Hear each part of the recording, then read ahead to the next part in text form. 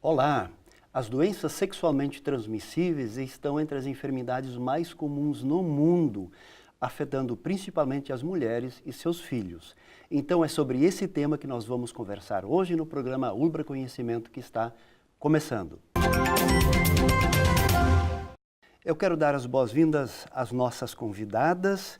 Quero começar saudando Márcia Suzana Nunes da Silva, que tem graduação em Biologia e doutorado em Ciências Biológicas. É docente da Ulbra na área da saúde e no programa de pós-graduação em Biologia Celular e Molecular aplicado à saúde. Pesquisa temas na área da microbiologia molecular e doenças infecciosas, entre outros assuntos. Seja muito bem-vinda, professora. Obrigada. Também eu quero saudar Vera Mileide Trivelato Grassi, que tem graduação em farmácia, mestrado em biologia celular e molecular e é doutoranda do programa de pós-graduação em biologia celular e molecular aplicado à saúde aqui da Ulbra. Seja bem-vinda, Vera. E antes de nós iniciarmos essa nossa conversa, nós vamos para a matéria sobre o assunto. O Laboratório de Biologia Molecular da Ulbra abriga pesquisas de alunos de mestrado e iniciação científica. Lá são realizadas 3 etapas para a detecção de ISTs. A estudante Tanise explica estes procedimentos. A gente tem a sala de extração, onde o colega aqui faz as extrações das amostras, inclui várias técnicas, né? A gente utiliza várias técnicas aqui dentro, e uma dessas etapas é a extração. A gente usa salas separadas para não ter o problema de contaminação, né? Tudo que tem aqui, então, pertence a essa sala, não sai dessa sala. E aí, aqui é onde a gente faz a extração, onde consegue um DNA bem purificado. Depois da extração, o DNA passa por uma amplificação em um termociclador. A última etapa determina se o paciente possui a doença ou não, na sala de eletroforese. A amostra de DNA é levada até a máquina de transluminador. É possível detectar até 4 ISTs separadamente. Cada pocinho deste tem uma amostra diferente, né? E com o transluminador ele detecta se a amostra é positiva ou negativa, tá? Aqui, então, mostra que todas as amostras desse paciente é negativa. Tanise estuda, desde sua graduação, o torquetenovírus, uma doença detectada em 1997 em pacientes com hepatite. Mais tarde, descobriu-se que ele não estava relacionado à hepatite e que poderia ser transmitido de várias maneiras, inclusive sexualmente. Testei esse vírus em pacientes com tuberculose negativa no meu trabalho de conclusão de curso e a gente teve um resultado sobre ele bem significativo.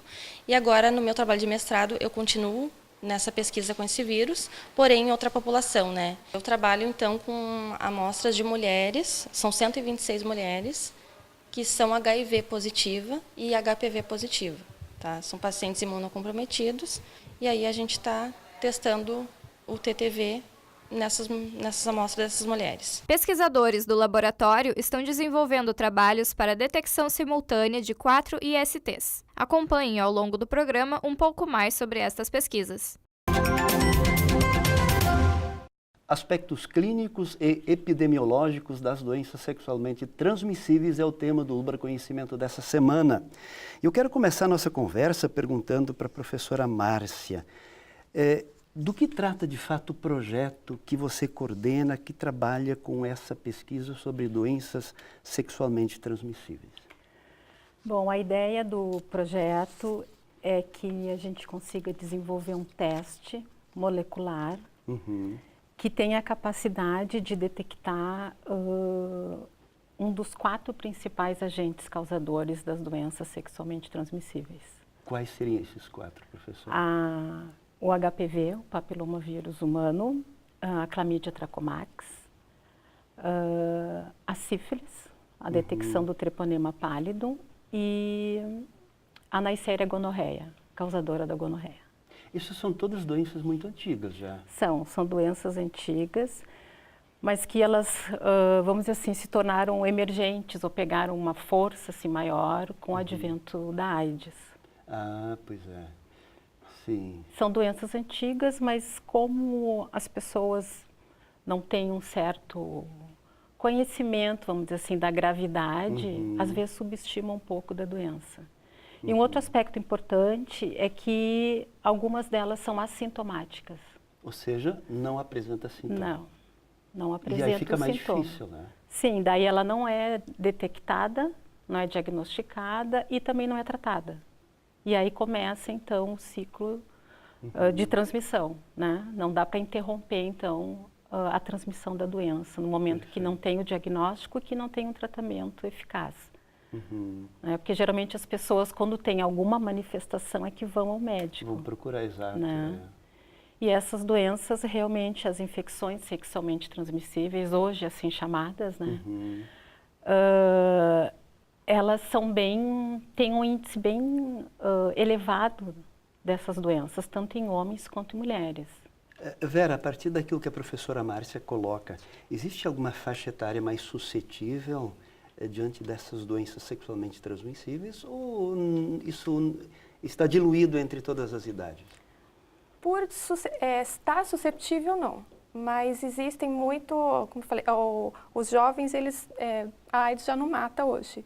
A AIDS é uma doença, a gente fala não é curável, mas é tratável. A pessoa pode envelhecer com a AIDS. Então, os jovens não viram aquela mortalidade que teve alta da AIDS. Eles não vivenciaram isso. Então, para eles estão preocupados mais nas relações em não ter uma gravidez, mas não em se prevenir contra as DSTs. Eles querem, tipo, não tenho uma gravidez, se minha parceira toma um anticoncepcional, eu não preciso usar camisinha.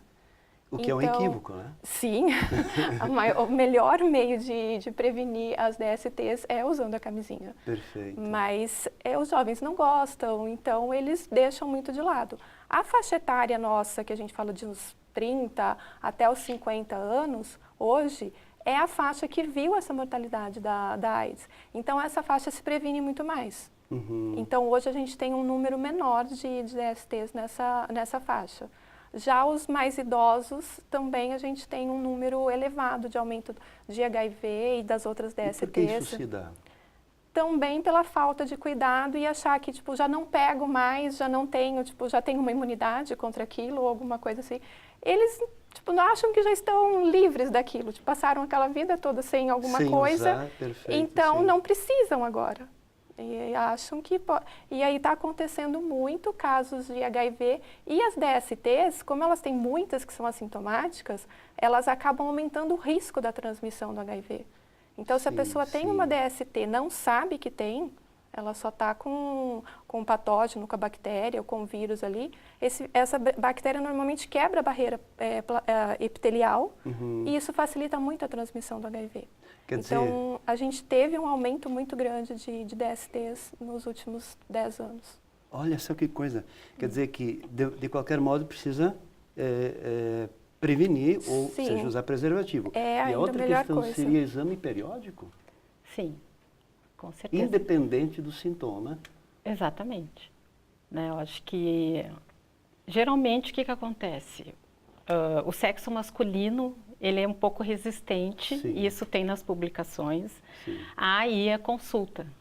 Aí, né, para um tratamento, se sentir alguma dor, vai no médico. Não, mulher já é mais, tem mais, como é que eu vou dizer? É mais criteriosa para isso, né?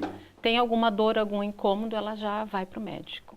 E o homem é mais resistente com relação a isso.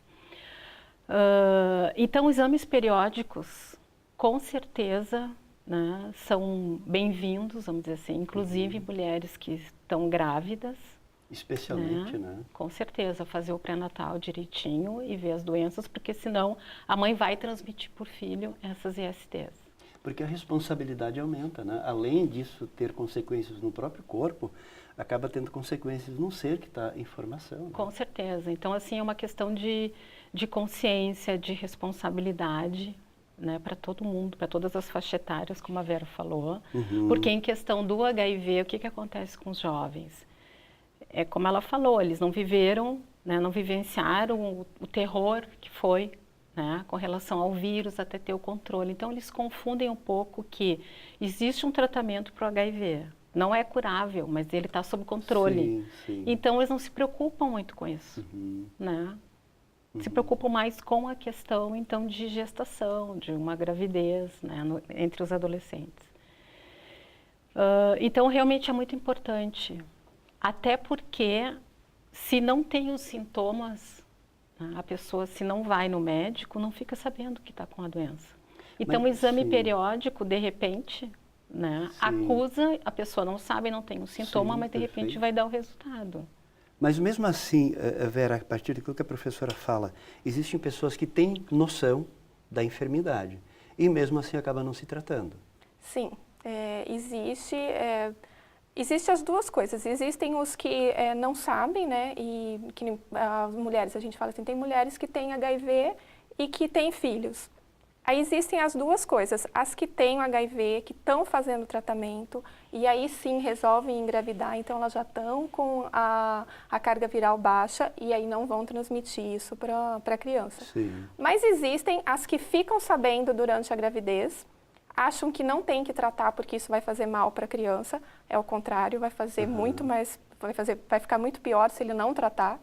Porque você pode ter aborto, você pode ter malformação, você pode ter parto prematuro, essa criança pode nascer com um peso baixo e vir a morrer neonatal ainda, tipo, até 6 meses. Isso é a morte, a doença congênita, né, que a mãe transmitiu para a criança. Sim. E às vezes ela até descobriu essa doença, mas resolveu não tratar porque acha que vai ficar pior. Uhum. Então, e pior, na saúde hoje, a gente não tem exames periódicos para sífilis não, para clamídia, para gonorreia, para várias DSTs que são, a gente fala assim, são curáveis e não existe o exame periódico. Você existe o exame periódico para sífilis, para AIDS, para hepatite. São as graves, são as que causam morte. Mas e as outras? Pois é. Então, não existe ali, tipo, aquele exame que tem que ser feito, obrigatoriamente ser feito. Só faz se você está no particular. Muito bem, nós vamos agora para o quadro Ciência em Foco, o intervalo, e nós já voltamos. O quadro Ciência em Foco hoje vai falar sobre HPV e diagnóstico molecular. O HPV é um vírus muito comum do sistema reprodutor feminino e masculino. Normalmente ele causa infecções assintomáticas e com cura espontânea. Quando essa cura não acontece espontaneamente, ela pode se transformar numa infecção e causar doenças. Em mulheres, a doença mais grave que o HPV pode causar é o câncer de colo de útero. O câncer de colo de útero é causado pelo HPV 16 e 18. A gente tem mais de 120 tipos de HPV já identificados. Entre eles, tipos oncogênicos e tipos não oncogênicos, ou seja, que causam câncer e que não causam câncer. No laboratório de biologia molecular da UBRA, nós desenvolvemos alguns testes de diagnóstico de biologia molecular que podem auxiliar no diagnóstico mais preciso e identificar os tipos de HPV que estão causando as doenças.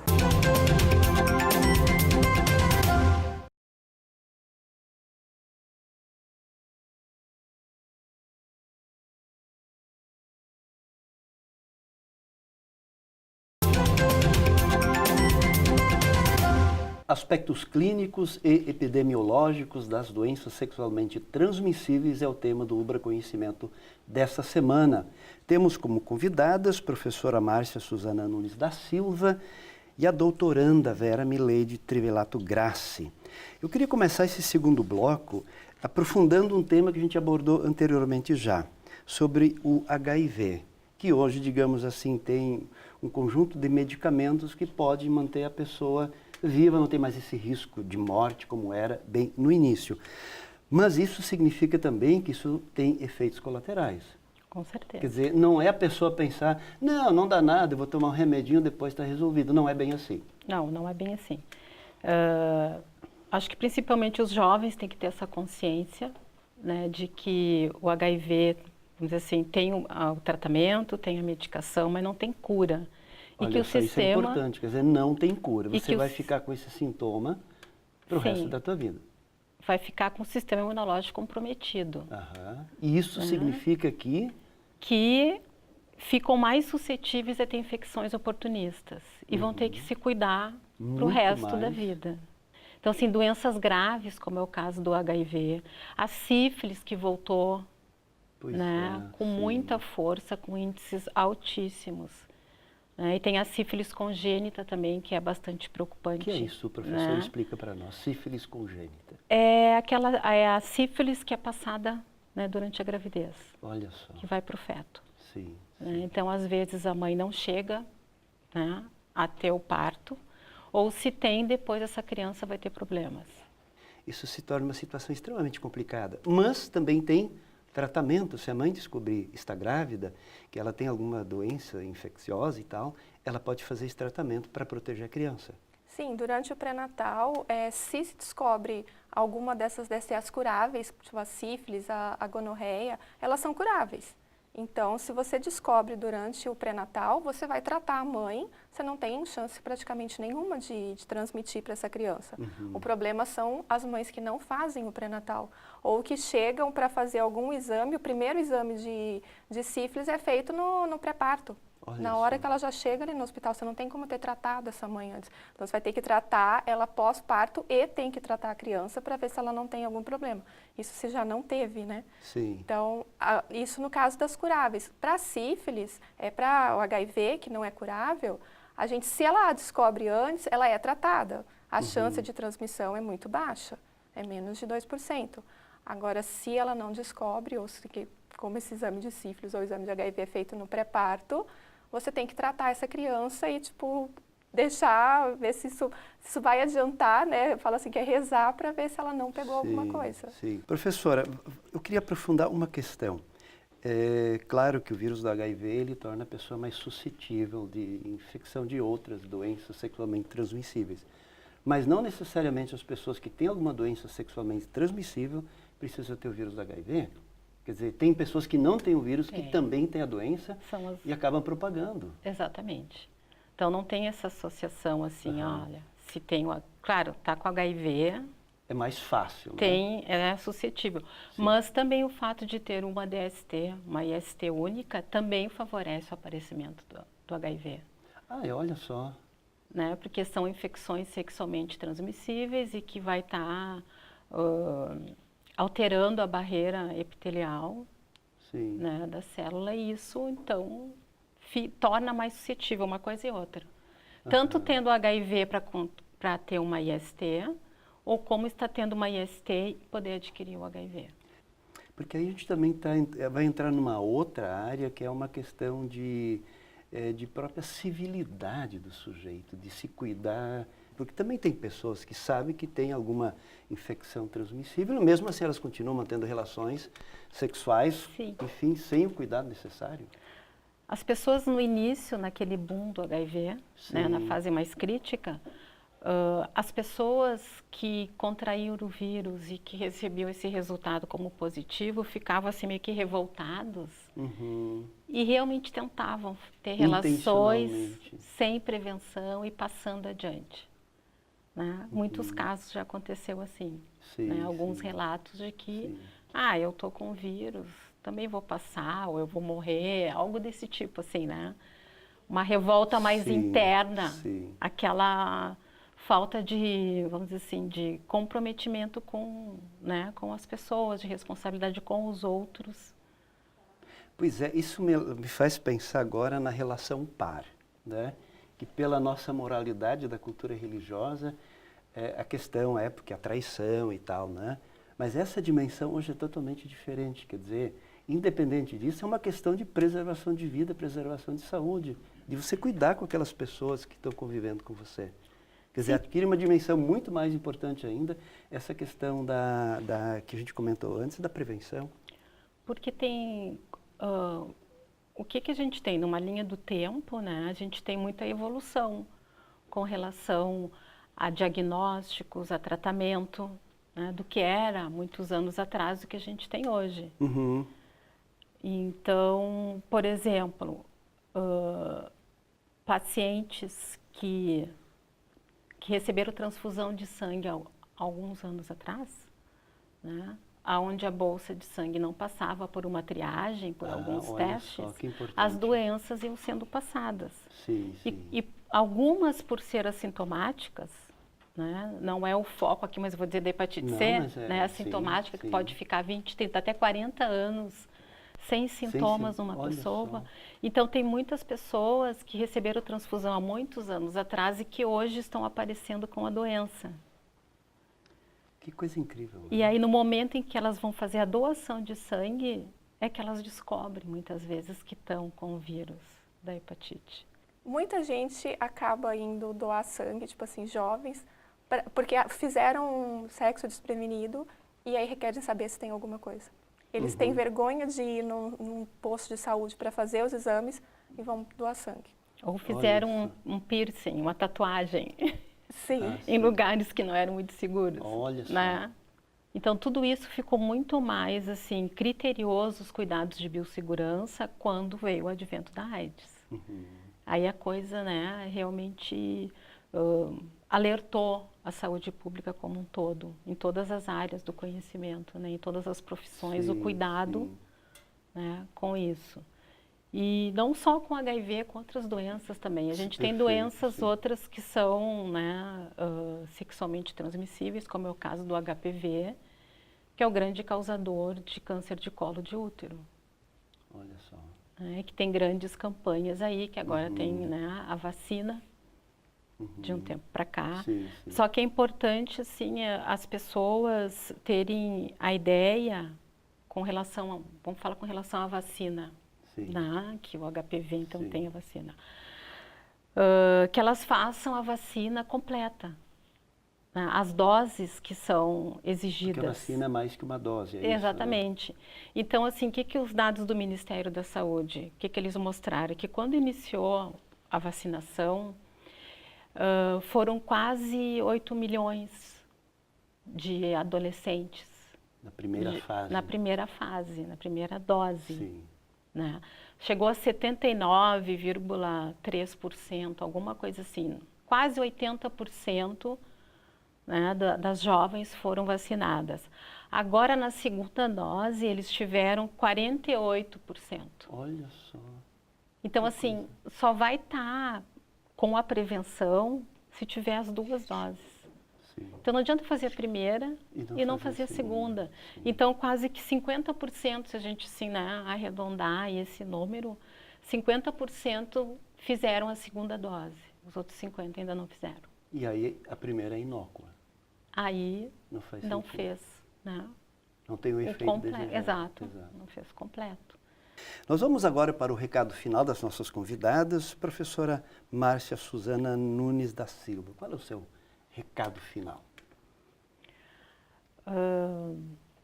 Bom, o recado que eu tenho para dar, né, a gente já falou aqui, que na verdade é uma conscientização da população com relação a essas doenças. Né? Porque às vezes as pessoas acham que é simples, que não tem problema, que vai curar.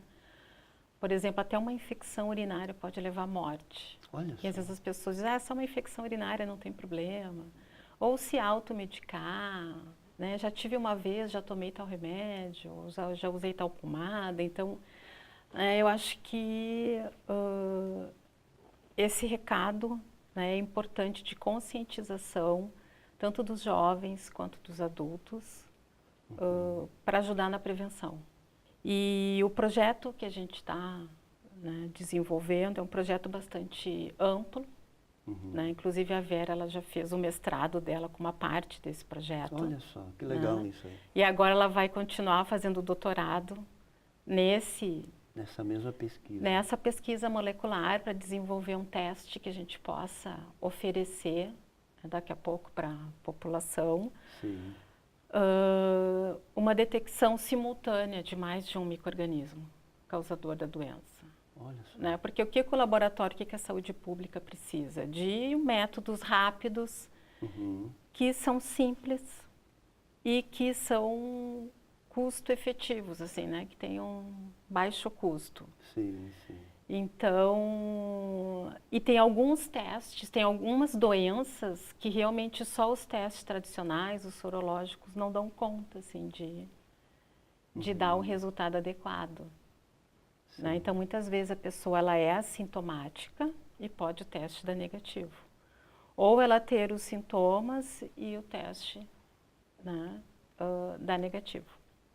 Olha só. Então, aí entra o teste molecular.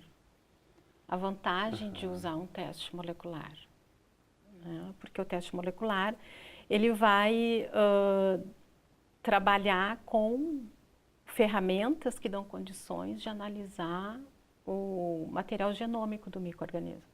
Então, a Vera, ela pode falar daí sobre o trabalho dela, ela fez sobre clamídia, ela fez o mestrado, usando um método molecular para detectar clamídia. Conta em algumas amostras. Um pouco dessa experiência, Vera. A clamídia é uma bactéria que ela causa doenças graves, mas normalmente não tem sintomatologia. O Ministério da Saúde não preconiza a clamídia como um teste no pré-natal. Então, ela não é, normalmente, não se procura, não se faz o exame para clamídia. Ela causa muita infertilidade, é uma das... como chama? A causa de maior infertilidade é a doença por clamídia. E a mulher nem sabe que tem clamídia, vai procurar, não consegue ter filho. Sim, e ela ela tem a infertilidade por conta da doença. Então, a gente começou a fazer um teste molecular. O teste molecular, ele vai pegar ali o DNA da bactéria. Então, ele tem uma sensibilidade muito maior do que o teste sorológico. A gente fez essa é a minha dissertação, meu trabalho, foi detectando clamídia em pacientes já com HIV, e a gente detectou uma prevalência bastante alta de clamídia. É mais do que a gente esperava. Olha só. A pessoa, às vezes, até trata de alguma outra coisa, mas não sabe que tem a clamídia, porque a clamídia passa sintomática. Olha, então, o teste molecular, ele vem para isso, ele vem para conseguir diagnosticar uma coisa que você nem fazia ideia de que tinha, digamos assim. Então, se a gente consegue, o projeto que é várias doenças num exame só, você não vai ficar procurando um aqui, outro ali, outro lá. Você vai já procurar de uma vez 3, 4 doenças que você não sabe que tem, já num teste só você já consegue fazer esse diagnóstico. Muito legal. Olha, desejo muito sucesso para essa pesquisa de vocês, que vocês possam continuar fazendo descobertas que vão ajudar muito a saúde pública, né? Muito obrigada. Muito obrigado pela conversa, professora Márcia. Muito obrigado, Vera. Muito obrigado você pela companhia e nós nos encontramos na próxima semana para mais um Ulbra Conhecimento. Até lá!